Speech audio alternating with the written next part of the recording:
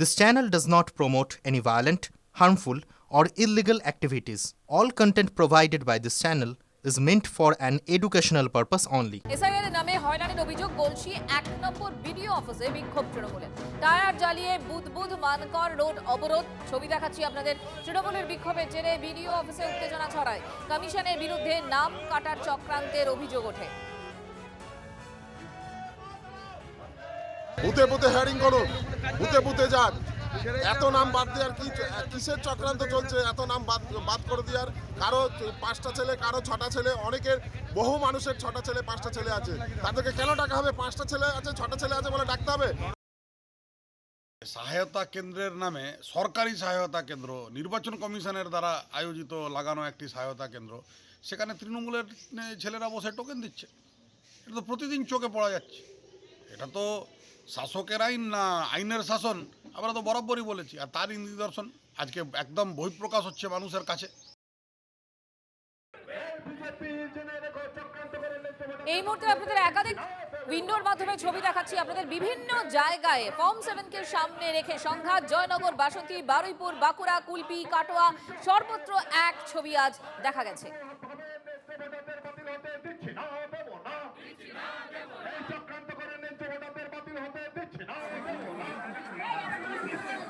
বাড়ি ঘিরে বিক্ষোভ দেখানো হয়েছে। কিনা এসআইআর এর হয়রানি হচ্ছে এই অভিযোগ তুলে বিএলওর বাড়ি, অর্থাৎ বুথ লেভেল যিনি অফিসার রয়েছেন, যিনি কাজ করছেন তার বাড়ি ঘিরে বিক্ষোভ দেখানো হয়।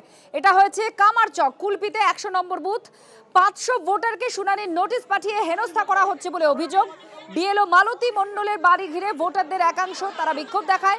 বিক্ষোভের জেরে পরিস্থিতি উত্তপ্ত হয় এবং বিএলওকে পরে উদ্ধার করে পুলিশ। খসড়া তালিকায় নাম ওঠেনি প্রায় 500 গ্রামবাসীর কে নোটিশ পাঠিয়েছিল নির্বাচন কমিশন। গতকাল হিয়ারিং হয়েছে, সেই হিয়ারিংয়ে বিএলও তাদের সঠিক নথিপত্র জমা করেনি বলে অভিযোগ তুলে আজকে সকালে কুলপি বিধানসভার 100 নম্বর বুথের মোল্লাচক গ্রামের বাসিন্দারা বিএলওর বাড়ি ঘেরাও করে বিএলওকে ঘিরে ধরে বিক্ষোভ দেখাতে থাকেন। তাদের অভিযোগ, কেন সঠিক নথিপত্র হিয়ারিংয়ে জমা করা হয়নি, কেনই বারে বারে তাদেরকে হিয়ারিংয়ের নামে হেনস্থা করা হচ্ছে। যদিও বিএলও কোনো সদুত্তর দিতে পারেনি। উত্তেজনা ছড়িয়ে পড়ে গ্রামে।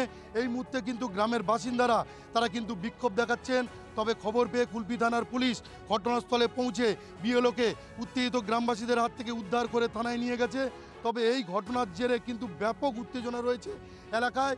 গ্রামবাসীদের দাবি, বিএলও সঠিক নথিপত্র জমা দিক প্রশাসনের কাছে, নির্বাচন কমিশনের কাছে, এবং আগামী তালিকায় যেন তাদের সকলের নাম ওঠে, এটাই গ্রামবাসীদের দাবি। কুলপি থেকে ক্যামেরায় সৌভিকের সঙ্গে শুভেন্দু হালদার, টিভি9 বাংলা।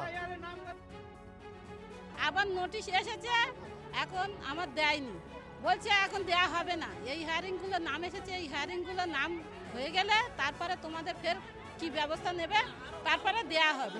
আমরা চাইছি আমাদের কাগজগুলো যেন সঠিকভাবে কাজ যেন হয়, যেন আমরা সঠিকভাবে যে নামটা যেন আমাদের ঠিক পৌঁছায়, সঠিক জায়গাটায় নামটা পৌঁছায়। হ্যাঁ, বাংলাদেশি প্রকৃত সরকার তাকেই খুঁজুক। আমরা সাধারণ মানুষ, আমাদের 14 গোষ্ঠী এটা ভোট দিয়েছে, আমাদের বাপদাদুরা দেশের জন্য স্বাধীন করেছে।